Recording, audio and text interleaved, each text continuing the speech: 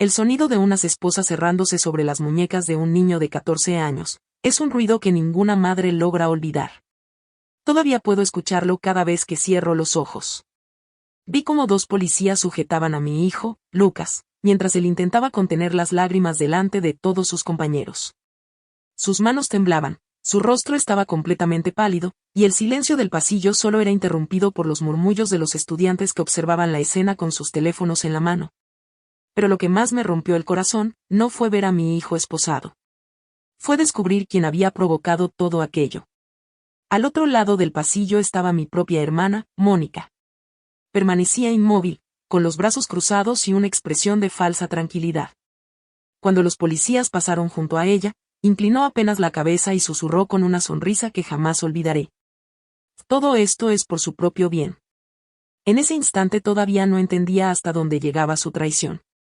Ella pensaba que había ganado. Creía que mi vida había terminado para siempre. Lo que nunca imaginó, era que solo 3 días después toda la verdad saldría a la luz, y que sería ella quien terminaría rogándome de rodillas. Mi nombre es Clara. Tengo 39 años y durante mucho tiempo pensé que la familia siempre protegía a los suyos. Me equivoqué.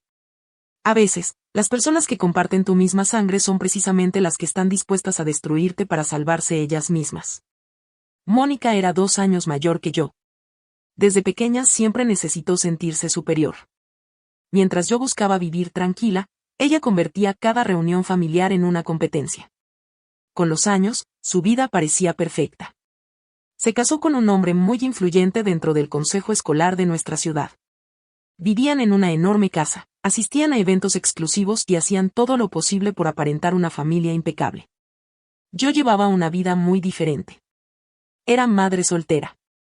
Trabajaba durante el día como asistente administrativa y, por las noches, hacía trabajos de contabilidad desde casa para poder pagar las cuentas sin que a mi hijo le faltara nada.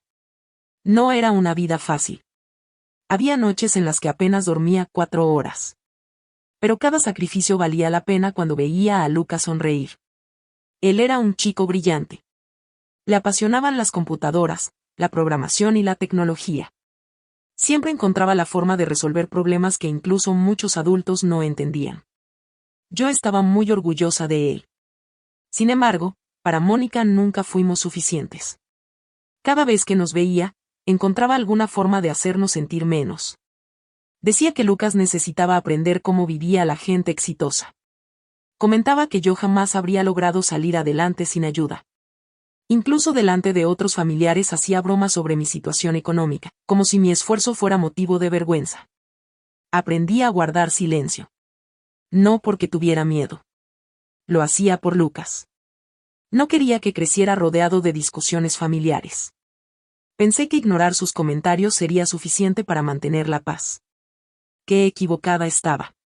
Mientras yo intentaba proteger a mi hijo de los conflictos, Mónica llevaba meses preparando algo mucho más peligroso. Todo comenzó cuando su hijo, Adrián, empezó a tener graves problemas en la escuela. Sus calificaciones estaban cayendo rápidamente. Su futuro universitario corría peligro. Y para una familia obsesionada con las apariencias, eso era simplemente inaceptable. Lo que nadie imaginaba era que, para salvar el prestigio de su propio hijo, Mónica estaba dispuesta a destruir completamente el futuro del mío. Los problemas de Adrián no eran un simple descenso en sus notas. La realidad era mucho más grave. Durante semanas, había utilizado sus conocimientos de informática para entrar ilegalmente en el sistema del distrito escolar. Su objetivo era cambiar sus calificaciones y conseguir acceso a los exámenes finales antes que los demás estudiantes. Si todo salía a la luz, perdería la beca que tanto presumía, la universidad cancelaría su admisión y la reputación de toda la familia quedaría destruida. Mónica lo sabía. Y también sabía que su esposo, miembro del consejo escolar, sería señalado por haber protegido a su propio hijo. Necesitaban un culpable.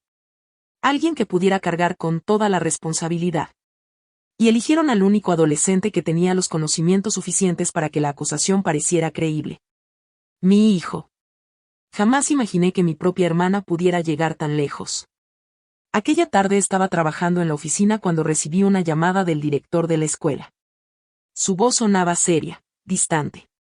Señora Clara, necesitamos que venga al colegio de inmediato. Intenté preguntarle qué había ocurrido. No respondió. Solo repitió la dirección y colgó. Sentí un vacío en el estómago durante todo el camino. Algo me decía que aquella llamada cambiaría nuestra vida. Cuando entré en la oficina del director, el tiempo pareció detenerse. 2 policías ya estaban allí. Lucas permanecía sentado con la cabeza baja. Sus ojos estaban llenos de lágrimas y apenas podía respirar con normalidad. Corrí hacia él. ¿Qué está pasando? Uno de los agentes dio un paso al frente. Su hijo está siendo investigado por un ataque informático contra el sistema escolar. Me quedé sin palabras. Eso es imposible. Lucas jamás haría algo así. Pero nadie quiso escucharme. Sobre la mesa había varios documentos impresos y fotografías de supuestas pruebas digitales. Todo parecía perfectamente organizado. Como si alguien hubiera preparado aquella acusación durante mucho tiempo. Antes de que pudiera reaccionar, uno de los policías tomó las manos de Lucas. El sonido metálico de las esposas rompió el silencio. Mi hijo comenzó a llorar. Mamá, yo no hice nada. Intenté acercarme. Pero otro agente me detuvo. Por favor, señora. No dificulte el procedimiento. Nunca olvidaré la expresión de Lucas mientras lo sacaban de aquella oficina. No era la mirada de un delincuente. Era la de un niño aterrorizado que no entendía por qué su mundo se estaba derrumbando. Al salir al pasillo, decenas de estudiantes observaban la escena. Algunos susurraban. Otros grababan con sus teléfonos. Las imágenes comenzaron a difundirse incluso antes de que abandonáramos el edificio. Entonces la vi. Mónica esperaba cerca de la salida. Vestía con total elegancia, como si hubiera asistido únicamente para disfrutar del espectáculo. Cuando pasé junto a ella, sonrió con absoluta tranquilidad. Si aceptas la culpa cuanto antes, quizás el juez sea más compasivo con Lucas. La miré sin comprender. Ella se acercó unos centímetros más. Claro que habrá gastos legales. Tal vez sea el momento de vender tu parte de la herencia de nuestros padres. Eso solucionaría muchos problemas. En ese instante entendí que aquello nunca había sido solo una acusación. Era un plan cuidadosamente preparado. No solo quería salvar a Adrián. También quería quedarse con todo lo que nuestros padres nos habían dejado. Aquella mujer ya no era mi hermana. Era alguien dispuesto a destruir la vida de un niño inocente para proteger su imagen. Horas después, los policías permitieron que Lucas regresara conmigo mientras continuaba la investigación. Pero el daño ya estaba hecho. Las redes sociales explotaron con rumores. Los vecinos comenzaron a señalar nuestra casa. Mi teléfono no dejaba de sonar. Llegaban mensajes insultando a mi hijo. Algunos exigían que nos marcháramos del barrio. Otros aseguraban que un criminal no merecía seguir estudiando junto a sus hijos. Esa noche nuestra casa quedó completamente en silencio. Lucas permanecía encerrado en su habitación. Y yo entendí una sola cosa. No podía seguir llorando. Si quería salvar el futuro de mi hijo, tendría que descubrir quién había construido aquella mentira. Aquella noche casi no dormimos. Cada vez que cerraba los ojos, volvía a escuchar el sonido de las esposas alrededor de las muñecas de Lucas. Recordaba las miradas de los estudiantes, los teléfonos grabando y la sonrisa de Mónica mientras todo ocurría.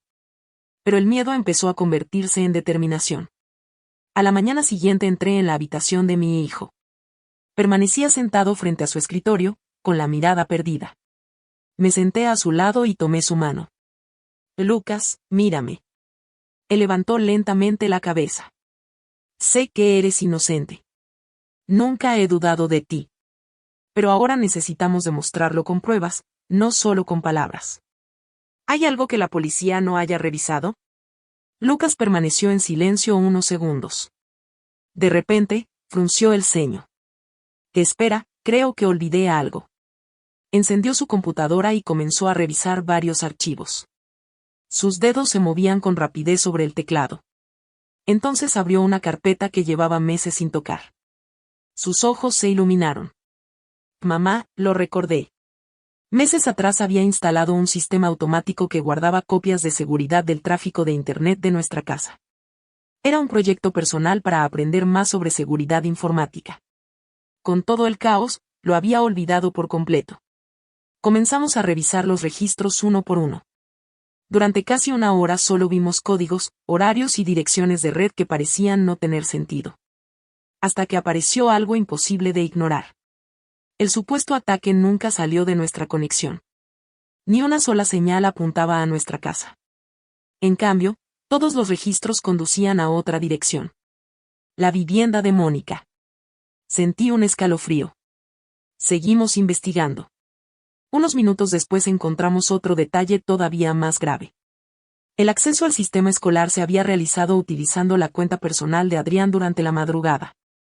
No era una coincidencia. Era la prueba de que alguien había intentado culpar deliberadamente a Lucas. Respiré profundamente. Por primera vez desde aquella pesadilla, sentí que la verdad estaba de nuestro lado. Pero necesitábamos a alguien capaz de presentar aquellas pruebas ante las autoridades. Esa misma tarde pedí una cita urgente con Daniel Brooks, un abogado especializado en delitos tecnológicos y análisis forense digital. Su reputación era impecable. Había ganado casos que muchos consideraban imposibles. Al entrar en su despacho, coloqué toda la información sobre la mesa. Daniel revisó cada documento sin interrumpirme. Después observó los registros digitales con absoluta concentración. Pasaron varios minutos. Finalmente cerró la carpeta y levantó la vista. Y Clara, estas pruebas son auténticas. Mi corazón comenzó a latir con fuerza.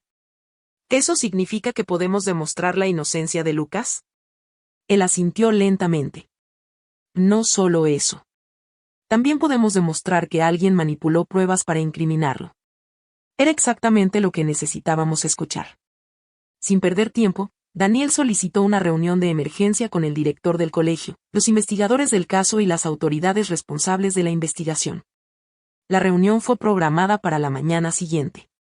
Cuando llegamos, el ambiente era tenso. El director evitaba mirarnos. Los policías parecían convencidos de que todo terminaría con una simple confesión.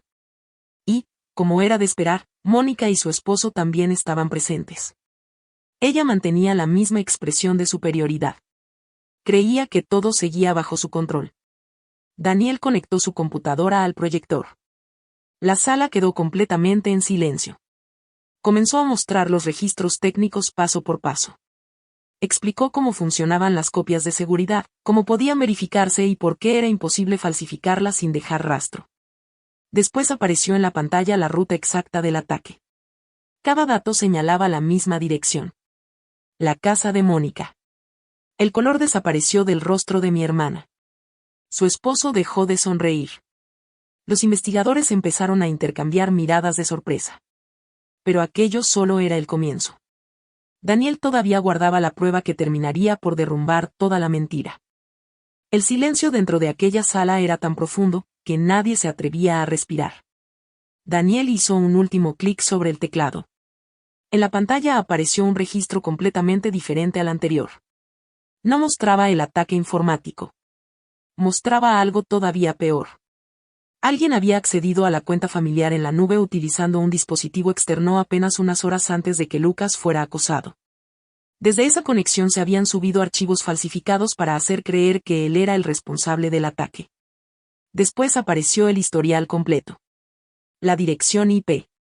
La hora exacta. El dispositivo utilizado. Y, finalmente, la ubicación desde donde se realizó toda la operación. La residencia de Mónica. Nadie dijo una sola palabra. Uno de los detectives volvió a revisar los documentos varias veces, incapaz de creer lo que estaba viendo. El director de la escuela bajó lentamente la cabeza.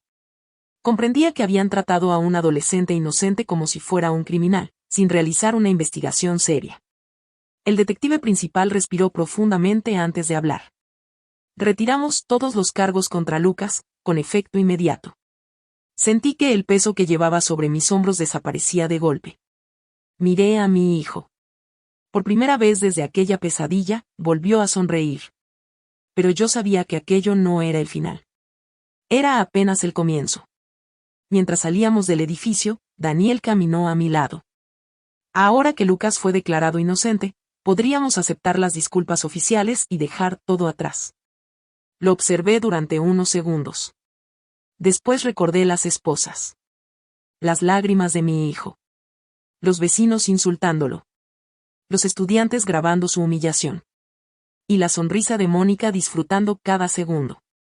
Negué lentamente con la cabeza. No. Ellos destruyeron la infancia de un niño inocente. Una disculpa jamás borrará eso. Aquella misma tarde presentamos una demanda civil contra el distrito escolar por negligencia, contra el esposo de Mónica por abuso de autoridad y contra Mónica por difamación, falsificación de pruebas y denuncia falsa. Pero todavía faltaba un paso. La verdad debía conocerse. Daniel entregó toda la investigación, junto con el informe forense, a un reconocido medio de comunicación local. En menos de 24 horas, la noticia ocupó todos los titulares. La comunidad descubrió que una familia influyente había intentado destruir la vida de un menor para proteger a su propio hijo. La reacción fue inmediata. El esposo de Mónica fue suspendido de su cargo. Las investigaciones internas comenzaron ese mismo día. La universidad que había aceptado a Adrián canceló su admisión y también perdió la beca académica que tanto presumían. En solo unos días, todo el mundo perfecto que Mónica había construido durante años, se vino abajo. 2 noches después sonó el timbre de mi casa. Abrí la puerta. Allí estaba Mónica. Ya no llevaba aquella actitud orgullosa. Su maquillaje estaba arruinado por las lágrimas y sus manos no dejaban de temblar. Antes de que pudiera hablar, cayó de rodillas. Por favor, Clara, detén la demanda. Mi familia lo perderá todo. La observé en silencio. Durante años imaginé que, si algún día ella me pedía perdón, sentiría compasión. Pero en ese momento solo podía recordar a Lucas llorando mientras lo esposaban delante de toda su escuela. La miré directamente a los ojos. Cuando decidiste destruir la vida de mi hijo para salvar la tuya, dejaste de ser mi hermana. Ahora solo estás viviendo las consecuencias de tus propias decisiones. Cerré la puerta lentamente. Y esa fue la última vez que la vi. Meses después, el caso terminó con un acuerdo económico que cambió nuestra vida para siempre. Utilicé ese dinero para mudarnos a otra ciudad, empezar de nuevo y crear un fondo universitario que garantizara el futuro de Lucas, sin importar el camino que decidiera seguir. Mi hijo recuperó su tranquilidad. Volvió a sonreír. Y, poco a poco, dejó atrás el peor capítulo de su adolescencia. A veces la justicia no puede borrar el dolor. Pero sí puede impedir que quienes hacen daño, vuelvan a destruir la vida de otra persona. Si esta historia te hizo reflexionar, escribe en los comentarios qué habrías hecho tú en mi lugar. ¿Habrías perdonado a Mónica o habrías luchado hasta el final? No olvides dejar tu me gusta, suscribirte al canal y activar la campana para no perderte más historias como esta. Y gracias por acompañarnos hasta el final.